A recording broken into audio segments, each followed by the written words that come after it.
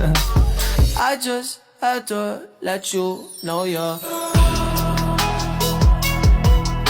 She a happy baby, she a happy baby. At the starting of the week, at Summit Talks, you'll hear them speak. It's only Monday.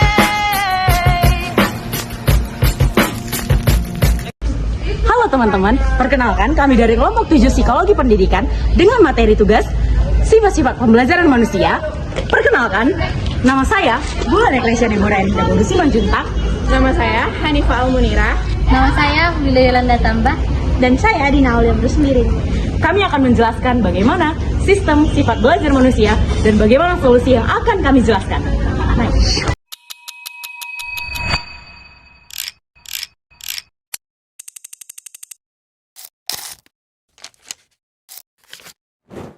Halo teman-teman, nah pernah nggak teman-teman ngerjain tugas itu sehari sebelum tugas itu dikumpul? Itu tuh namanya tuh sistem kebut semalam.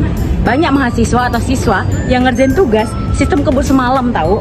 Nah, menurut teman-teman apa nih faktornya? Tapi sebelum itu, sistem kebut semalam ini seringkali kita lakukan karena kita merasa memiliki banyak waktu untuk mengerjakannya. Teman-teman mau tahu nggak apa kelanjutannya?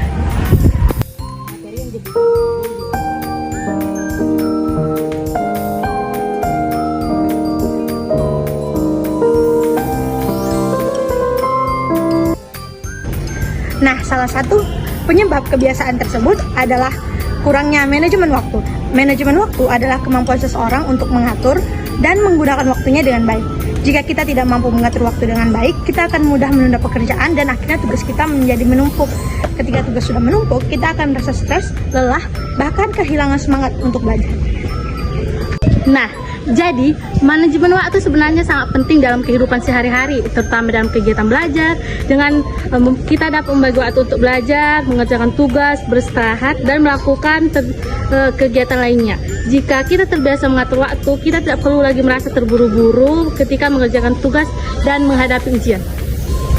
Nah, selain itu, kebiasaan menunda tugas juga bisa membuat kita kurang memahami materi pelajaran. Ketika kita belajar secara mendadak, biasanya kita hanya berusaha menghafal materi dengan cepat tanpa benar-benar kita menguasai materi tersebut. Akibatnya, setelah ujian selesai, materi yang kita pelajari juga akan cepat hilang dari pikiran kita. Nah, oleh karena itu penting bagi kita untuk mengatur waktu belajar.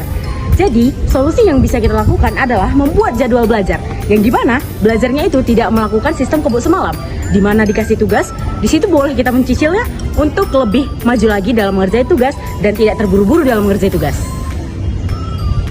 Selain itu, kita juga bisa menggunakan aplikasi pengingat yang ada di handphone kita masing-masing.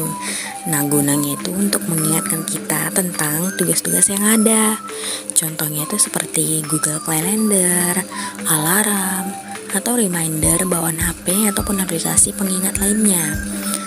Jadi, penggunaan aplikasi seperti ini tuh sangat penting untuk membantu kita mengerjakan tugas-tugas kita atau membantu kita untuk mengingat kembali tugas-tugas yang akan dikumpulkan. Nah, selain membuat jadwal belajar, kita juga bisa membagi tugas menjadi beberapa bagian kecil.